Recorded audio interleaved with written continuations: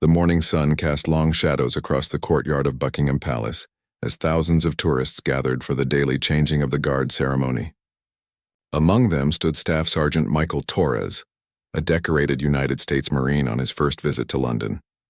He had saved every penny from his deployment pay to bring his elderly mother on this dream vacation she had talked about for 30 years. Michael wore his dress blue uniform with pride, his chest displaying ribbons earned through 3 tours of duty in Afghanistan. His mother, Elena, walked beside him with tears of joy in her eyes. She had immigrated to America from Mexico when Michael was just 5 years old, working 3 jobs to give him opportunities she never had. Seeing her son in uniform at the most famous palace in the world felt like a miracle. The crowd pressed forward as the ceremony began, but Michael noticed something different about today's guards. One of them, standing perfectly still in his iconic red tunic and bearskin hat, seemed to be watching him. The royal guard's eyes, barely visible beneath the dark fur of his ceremonial headpiece, were fixed directly on Michael's uniform. As the formal procession began, Michael found himself studying the guard's face more carefully. There was something familiar about those dark eyes, something that made his heart race with recognition. The guard's jawline, partially hidden by the chin strap of his hat, triggered a memory that Michael couldn't quite place. Elena tugged on her son's sleeve, whispering in Spanish about how handsome the guards looked, but Michael barely heard her. His mind was racing back through years of military service, trying to place where he might have seen this man before. The guard remained motionless as tradition demanded, but his eyes never left Michael's face. The ceremony continued around them as tourists snapped photos and children pointed excitedly at the guards. But for Michael, the world had narrowed to just 2 people, himself and the mysterious royal guard whose gaze felt like a spotlight. The weight of unspoken recognition hung heavy in the air between them. As the guards began their synchronized march, Michael noticed something that made his breath catch. The royal guard stumbled slightly, just for a fraction of a second, when their eyes met again. It was barely noticeable to anyone else, but Michael saw it clearly.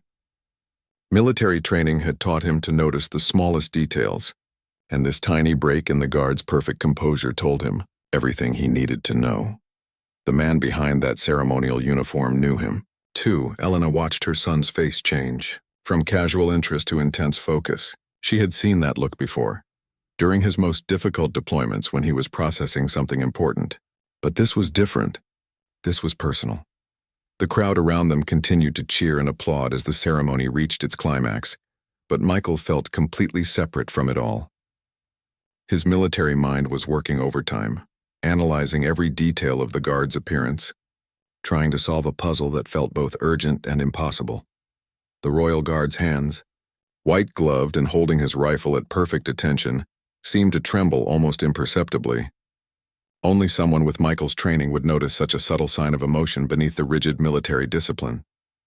As the ceremony neared its end, Michael made a decision that would change everything. Instead of following the crowd as they dispersed, he positioned himself where the guards would pass during their final march. He needed to get closer. He needed to be absolutely certain about what his instincts were telling him. The moment arrived as the royal guard marched past, his boots clicking in perfect rhythm on the ancient stones. As he passed directly in front of Michael, their eyes met one final time. In that instant, 20 years of separation collapsed into nothing. Michael's hands began to shake as the impossible truth hit him like a physical blow. The crowd continued to move around them, oblivious to the silent drama unfolding in their midst, but Michael stood frozen in place, his mind reeling with the implications of what he had just discovered. Elena looked up at her son's pale face and knew that something extraordinary had just happened. Though she couldn't begin to understand what it might be, the recognition hit Michael like lightning striking twice in the same place. The royal guard marching past him was James Sullivan, his best friend from basic training at Marine Corps Recruit Depot, Paris Island 20 years ago. They had been inseparable during those grueling 13 weeks that transformed boys into Marines, sharing everything from care packages to dreams of the future. Michael's mind flooded with memories of their friendship. James had been the kid from Boston with the quick wit and infectious laugh, who could make even the toughest drill instructor crack a smile. They had pushed each other through the most challenging moments of training, promising they would stay brothers forever no matter where the Marine Corps sent them. But life had other plans. After graduation, they were assigned to different units and slowly lost touch despite their best intentions. Michael had tried to find James several times over the years, but military records were complicated, and people changed their names, moved to different countries, or simply disappeared into civilian life. Now, impossibly, James was here in London wearing the uniform of the Queen's Guard, maintaining the same military bearing they had learned together as teenagers. Michael's heart pounded as he processed the magnitude of this coincidence. Of all the places in the world, of all the possible moments, they had found each other at Buckingham Palace.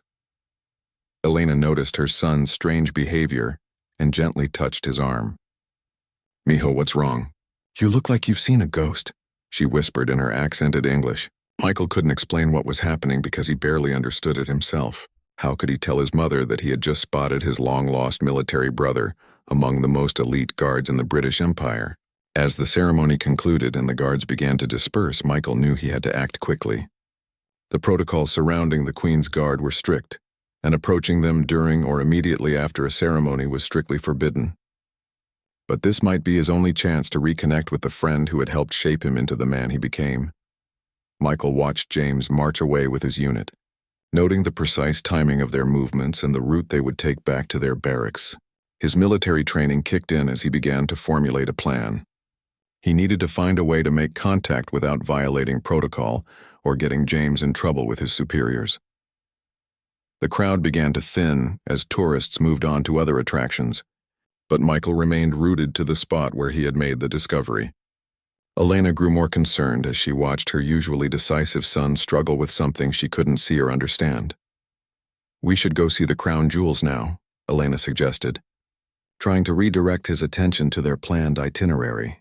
But Michael barely heard her. His mind was working through the logistics of finding James again. The Queen's Guard lived and worked within a complex system of tradition and security that made casual contact nearly impossible. James, meanwhile, was experiencing his own emotional earthquake beneath his stoic exterior. The moment he had spotted Michael in the crowd, his carefully maintained composure had almost shattered completely. 20 years of wondering what had happened to his best friend, 20 years of missed connections and unanswered questions, had just collided with his duty to remain perfectly still and silent. As he marched back to the guardhouse, James's mind was racing through the same memories that were flooding Michael's thoughts. Their shared experiences at Paris Island, the dreams they had discussed during long nights on fire watch, the promise they had made to always have each other's backs no matter what life threw at them. The irony wasn't lost on either of them. Michael had remained in the American military, serving his country with distinction, while James had eventually left the Marines and found his way into the British Army, ultimately earning the honor of serving as one of the Queen's Guard. Their paths had taken them to different continents, different militaries, different lives entirely, but the bond forged in those 13 weeks at Paris Island had never truly broken. Both men had carried pieces of their friendship with them through deployments, relationships, and career changes. The recognition in their eyes had been immediate and unmistakable, transcending 20 years of separation in a single moment. Michael finally turned to his mother and made a decision that surprised them both.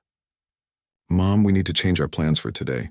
There's something I have to do, someone I have to find. I'll explain everything later, but right now, I need you to trust me." Elena looked into her son's eyes and saw the same determination that had carried him through military service and brought him safely home from 3 combat deployments. She nodded without hesitation, understanding that whatever was happening was important enough to alter their carefully planned vacation. Michael spent the rest of the day researching everything he could about the Queen's Guard protocols and schedules. Using his phone and hotel Wi-Fi, he discovered that the guards followed strict routines but had specific times when they were off duty and could move freely around London.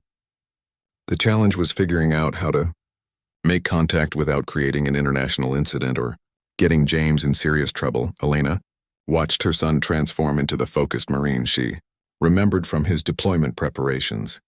He made phone calls to military contacts, studied maps of the area around Buckingham Palace, and even reached out to a Marine buddy who had once been stationed at the American Embassy in London.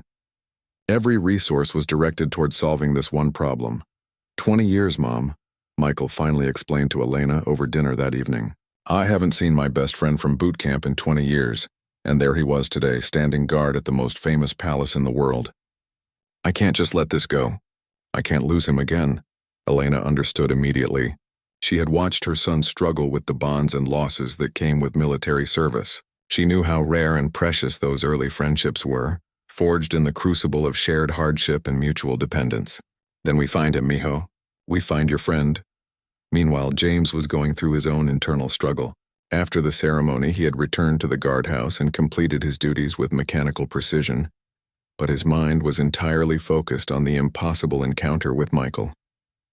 During his off-duty hours, he sat in his small quarters staring at an old photograph from their graduation day at Paris Island. The photo showed two young Marines grinning widely, their arms around each other's shoulders, the pride and accomplishment evident in their faces. James had carried this picture through his transition out of the Marines, his move to England, his relationships, and his career change into the British Army. It was one of his most treasured possessions. That night, James made his own decision. He began reaching out through social media and military networks, trying to confirm what he already knew in his heart. The Marine he had seen in the crowd was definitely Michael Torres, his brother from another lifetime, somehow impossibly present in London during his guard duty. The next morning brought new opportunities. Michael had learned that the Queen's Guard often frequented certain pubs and coffee shops near the palace during their off-duty hours. It was a long shot, but it was the best plan he could devise. He and Elena positioned themselves at a cafe that several online sources mentioned as a favorite spot for military personnel. Hours passed with no sign of James. Elena patiently sipped her tea while Michael watched every person who entered the establishment. His military training had taught him patience, but this was different. This was personal, and the stakes felt enormous. Just as Michael was beginning to lose hope, the cafe door opened and James walked in wearing civilian clothes. Without his ceremonial uniform and bearskin hat, he looked exactly like the young Marine Michael remembered, just older and wearing a different country's accent after years in England. Their eyes met across the crowded cafe, and this time there were no protocols to maintain, no ceremonies to uphold, no rigid military bearing required. James froze in the doorway, his coffee order forgotten, as 20 years of separation evaporated in an instant. Michael stood slowly from his table, his heart hammering in his chest. Elena watched from her seat as her son took tentative steps toward a tall, dark-haired man who was staring back at him with the same mixture of disbelief and joy that was written across Michael's face. The cafe continued its normal bustle around them as the two former Marines approached each other through the crowd. Other customers chatted about their daily lives, unaware that they were witnessing the reunion of two men who had shaped each other's character during the most formative experience of their young lives. When they were finally standing face to face, neither man knew what to say first. 20 years of separation, different countries, different paths, different uniforms, and yet the connection between them remained as strong as it had been on the day they graduated from Paris Island together. James spoke first, his Boston accent now layered with hints of British inflection after years in London. Torres, Michael Torres from 3rd Platoon, Company D. His voice carried the same disbelief that was evident in his expression. Michael nodded, unable to trust his voice for a moment. When he finally spoke, it was with the same certainty and strength that had carried him through 3 combat deployments. Sullivan. James Patrick Sullivan. I can't believe it's really you. The formal distance dissolved instantly as both men stepped forward simultaneously, embracing with the fierce bond of brothers who had found each other against impossible odds. Around them, the cafe continued its normal rhythm, but for Michael and James, time had stopped completely. The reunion was overwhelming for both men. They sat down at Michael's table with Elena, who immediately insisted that James call her Mama Elena, just like Michael's other Marine friends had done over the years. The stories began flowing immediately, 20 years of life compressed into an afternoon of intense conversation. James explained how he had left the Marines after his initial enlistment, struggling to find his place in civilian life. He had moved to London on a whim, fallen in love with the city, and eventually joined the British Army. Working his way up through the ranks, he had earned the prestigious position with the Queen's Guard, one of the highest honors available to a soldier in the British military. Michael shared his own journey, describing his decision to make the Marines a career, his deployments to Afghanistan, and the decorations he had earned through years of dedicated service. He talked about the challenges of military life, the friends he had lost, and the constant drive to honor the training and values they had learned together at Paris Island. Elena listened to both men with the maternal pride of someone who understood the depth of military brotherhood. She had watched Michael struggle with survivor's guilt and the isolation that sometimes came with military service. Seeing him reconnect with this fundamental friendship was healing something in her son that she hadn't even realized was broken. "I looked for you," James admitted, his voice thick with emotion. "After my first deployment, I tried to track you down through Marine Corps records, but you had been transferred and the addresses I had were old. I always wondered what happened to the guy who helped me survive drill instructor Sergeant Martinez's impossible standards." Michael laughed, despite the tears in his eyes. "Martinez, that man made our lives miserable for 13 weeks, but he also made us Marines.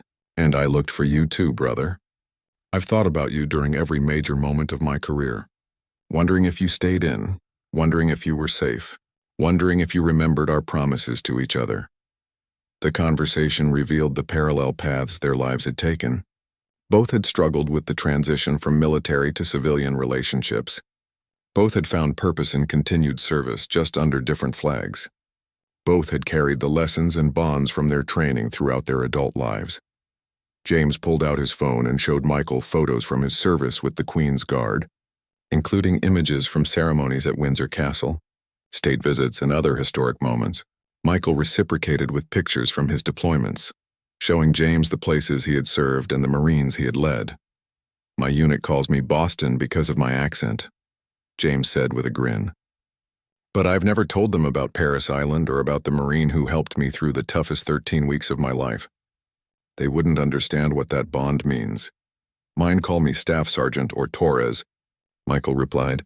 "But there are times when I still feel like that scared kid from basic training who was lucky enough to have James Sullivan watching his back during drill inspection." Elena watched the two men rediscover their friendship and realized she was witnessing something extraordinary. These weren't just old friends reconnecting. These were two men who had helped forge each other's character during the most challenging and formative experience of their lives. The bond between them transcended nationality, different career paths, and 20 years of separation. As the afternoon wore on, they began making plans. James had accumulated leave time and wanted to spend as much of Michael's vacation as possible catching up.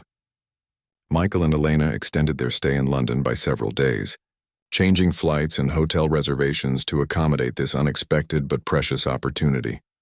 "I want to show you London through my eyes," James offered. "The places that have become home to me, the traditions I've learned to respect, the life I've built here. And I want to understand the Marine you've become, the leader you've grown into."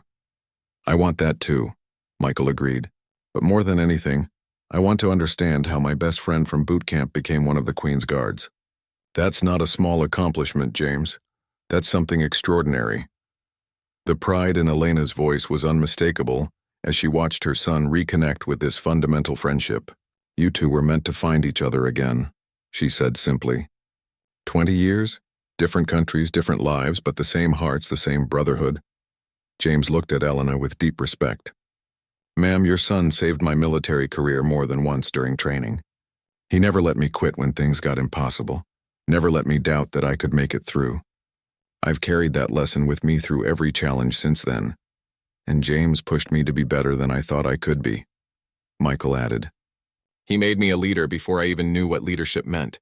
Every Marine I've ever led has benefited from the example James set for me 20 years ago." The cafe around them began to empty as evening approached, but neither man wanted this conversation to end. They had 20 years of separation to bridge and only a few days to do it. The next few days transformed Michael and Elena's London vacation into something neither had imagined possible.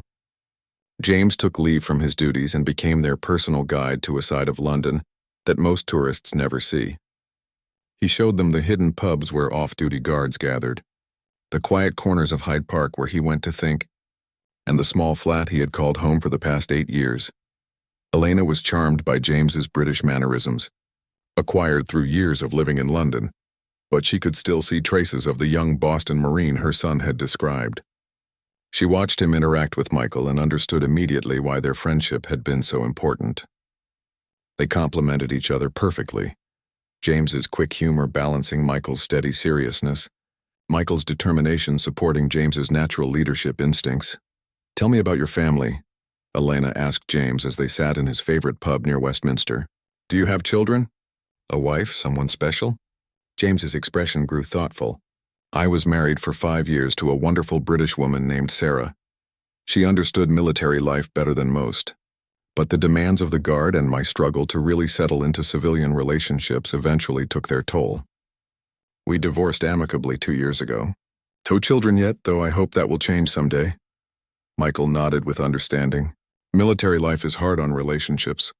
I've dated but never found someone who could handle the deployments, the training schedules, the way we never really turn off being Marines." "Maybe that's why friendships like ours matter so much?" "Exactly," James agreed.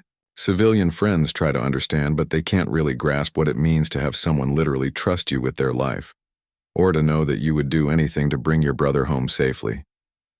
That bond doesn't just disappear because we're wearing different uniforms now." Over dinner that evening, James shared stories from his time with the Queen's Guard that amazed both Michael and Elena. He had stood guard during state visits from world leaders, had been present for royal weddings and funerals, and had maintained his post through everything from terrorist threats to tourist pranks. "The discipline required is different from combat service," James explained, "but it's just as demanding in its own way.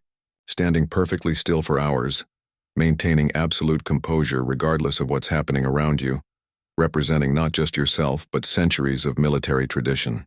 It's taught me patience and inner strength that I never knew I possessed." Michael was deeply impressed. "The Queen's Guard is elite, James.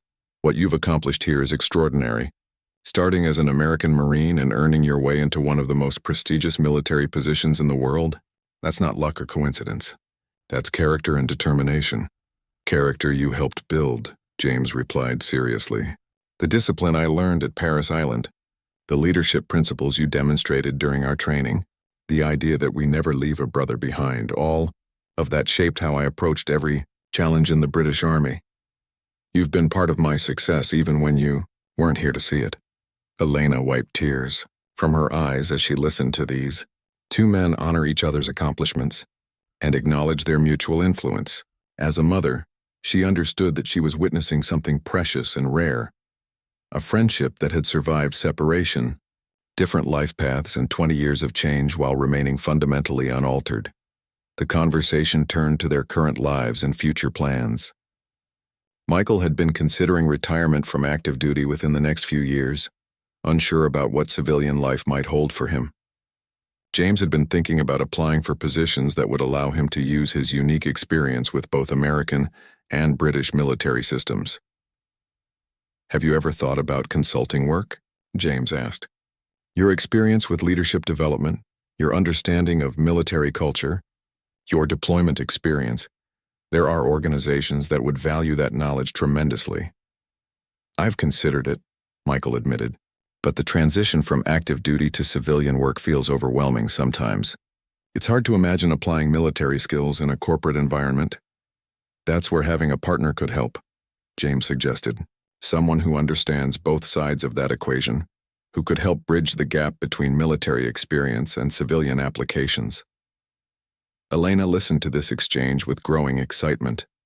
She could see the wheels turning in both men's minds, the possibility of not just renewed friendship but potential collaboration beginning to take shape. As they walked back through London's evening streets, James pointed out landmarks and shared stories that revealed his deep affection for his adopted home. But Michael could also sense his friend's loneliness, the isolation that came from being far from family and childhood connections. "You could visit us in California," Michael offered spontaneously. "I have accumulated leave time, and Mom would love to show you her garden and cook for you properly. You could see where I've built my life, meet some of the Marines from my current unit." "I would love that more than you know," James replied immediately. "I've wondered about American life through British eyes, about how different things might look after all these years abroad. The possibility of extending their renewed friendship beyond this magical few days in London suddenly felt not just possible, but inevitable." Both men realized they had found something they hadn't even known they were missing, the other half of a partnership that had been interrupted but never truly broken. On their final day together, James arranged something extraordinary that would stay with Michael forever. Through his connections and exemplary service record, he had obtained permission to give Michael and Elena a private tour of areas of Buckingham Palace normally closed to the public. It was his way of sharing the deepest part of his current life with the friend who had helped shape his character. Walking through the corridors where he had served for years, James explained the history and traditions that had become part of his daily existence. Michael was struck by the weight of responsibility his friend carried, the precision required for every aspect of his duties, and the honor inherent in protecting centuries of British heritage. "When I stand guard here," James explained as they paused in a hallway lined with portraits of monarchs, "I'm not just protecting buildings or people. I'm protecting the continuity of something bigger than myself, something that connects the present to hundreds of years of history. It's given my life a sense of purpose that I didn't expect to find when I left the Marines." Elena was moved by the reverence in James's voice and the obvious pride Michael felt in his friend's accomplishments. She understood that this tour was James's way of showing them the man he had become, the path that had led him so far from the young Marine they had known, but had never betrayed the core values they had learned together. In the final room of their tour, James presented Michael with a gift that left both men emotional. It was a shadow box containing items from his service with the Queen's Guard, insignia, photographs, and ceremonial items that represented his years of dedication to his adopted country's traditions. "I want you to have this," James said, his voice thick with emotion, "because everything I've accomplished here traces back to the foundation we built together at Paris Island. You've been part of this journey even when you weren't here to see it." Michael was overwhelmed by the gesture. In return, he removed one of his own military decorations and pressed it into James's hands. "This is from my second deployment to Afghanistan. I earned it for leading my unit through a particularly difficult mission. But I want you to have it because the leadership, skills that got us all home safely came from lessons you taught me 20 years ago about never abandoning your brothers." Elena watched this exchange of military honors between the two men and understood that she was witnessing something profound. These weren't just tokens or souvenirs. They were symbols of a brotherhood that had survived separation and continued to influence both men's lives across decades and continents. That evening, as they prepared for Michael and Elena's departure the next morning, the three of them sat in James's small flat, looking through photo albums and sharing stories that bridged 20 years of separate experiences.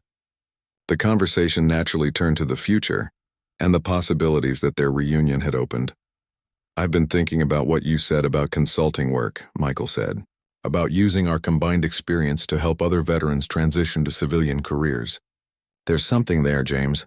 Something that could make a real difference for people struggling with the same challenges we've both faced." James nodded enthusiastically. "Military leadership principles, cross-cultural communication, adaptability under pressure. These are skills that translate directly to business environments. But many veterans don't know how to present their experience in ways that civilian employers can understand.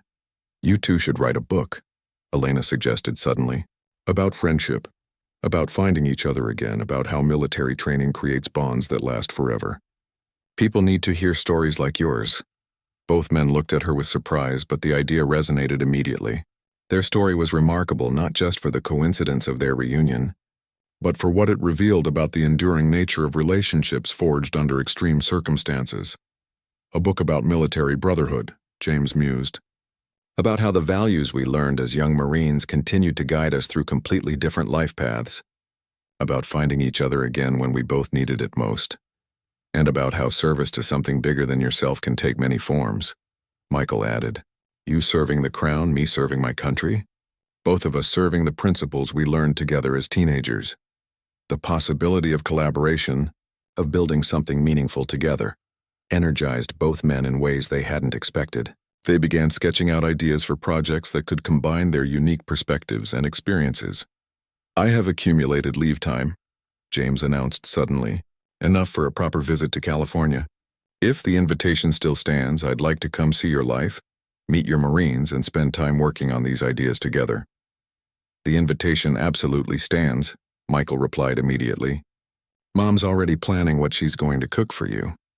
And I want my unit to meet the Marine who taught me half of what I know about leadership." As the evening wound down, all three of them felt the bittersweet mixture of gratitude for their time together and sadness that it was ending. But unlike 20 years ago, this separation came with concrete plans for reunion and ongoing connection. 6 months later, James stood in the California sunshine outside Marine Corps Base Camp Pendleton, wearing civilian clothes but carrying himself with the unmistakable bearing of a career military man. Michael's Marines immediately recognized him as one of their own, despite his British accent and his stories of serving the Queen rather than the American flag. Elena had prepared a feast that lasted 3 days, treating James like the son she had never had but had always hoped to welcome into her family. She watched him interact with Michael's current unit and saw how naturally the two friends fell back into their partnership. Michael's steady leadership, perfectly complemented by James's strategic thinking and cultural adaptability. The book they had decided to write was taking shape during long conversations, on Elena's back porch and through interviews with other Marines who had served with Michael over the years. Their story had evolved from a simple reunion tale into something much more significant, an exploration of how military bonds transcend nationality, time, and circumstance. "What we've discovered," Michael explained to a local journalist who had heard about their story, "is that the values and relationships formed during military training create a foundation that supports everything else we do in life." James and I took completely different paths after our initial service, but the core principles we learned together continued to guide us both. James had been amazed by the reception he received from Michael's Marines and the broader military community in California. His service with the Queen's Guard was viewed not as foreign military experience, but as an extension of the same warrior tradition they all shared. The differences in uniform and flag seemed insignificant compared to the similarities in dedication, discipline, and service. "Being here has reminded me of something I had forgotten," James admitted during a quiet moment with Michael and Elena. "Military service creates a family that extends far beyond any single country or branch of service. These Marines have welcomed me not because of where I serve, but because of why I serve." The consulting business they had discussed was becoming a reality. Several companies had expressed interest in their unique approach to leadership development, which combined traditional military training principles with cross-cultural communication skills and adaptability strategies. Their different backgrounds, Michael's combat experience and James's ceremonial service, provided a comprehensive perspective on military leadership applications. More importantly, their friendship had resumed as if the 20-year separation had never happened. They finished each other's sentences, anticipated each other's thoughts, and fell back into the easy camaraderie that had sustained them through basic training. But now their bond was enriched by decades of individual growth and experience. Elena often found them sitting on her porch late into the evening, talking through ideas for their book or their business, but more often simply enjoying the comfort of renewed friendship. She understood that her son had been carrying the weight of that lost connection for 20 years without fully realizing it. "You're complete again," she told Michael one morning as they watched James, teaching some of the younger Marines about British military traditions. "I can see it in how you carry yourself, how you laugh, how you plan for the future. You found the missing piece of yourself." Michael nodded, understanding exactly what she meant. James was the other half of the partnership that made me who I am as a Marine and as a leader. Having him back doesn't just restore our friendship. It restores my confidence in the idea that the bonds we form in service really do last forever. The story of their reunion had begun to spread through military communities on both sides of the Atlantic. Other veterans reached out to share their own stories of lost friendships and unexpected reunions, creating a network of connection that neither man had anticipated. What started as a vacation to London has become something much bigger, James observed as he prepared to return to England to begin the process of requesting a transfer that would allow him to work with Michael permanently. "We've rediscovered not just our friendship, but our purpose moving forward." Their final evening together during this visit was spent at the same Marine Corps base where Michael had spent years developing his leadership skills. As they walked past the training facilities and administrative buildings, both men reflected on how far they had traveled from those young recruits at Paris Island, and how the journey had ultimately brought them back together. 20 years ago. We promised we would always have each other's backs, Michael said as they stood watching the sunset over the Pacific Ocean. We kept that promise even when we didn't know where the other person was. And now, we get to keep it face to face again, James replied. Brothers in arms, business partners, and friends who understand that some bonds are strong enough to survive anything life throws at them. The audience, that had been shocked to witness their silent recognition at Buckingham Palace, would have been even more amazed to see them now. 2. Career military men who had found each other across impossible odds and were building a future together based on the unbreakable foundation of their shared past.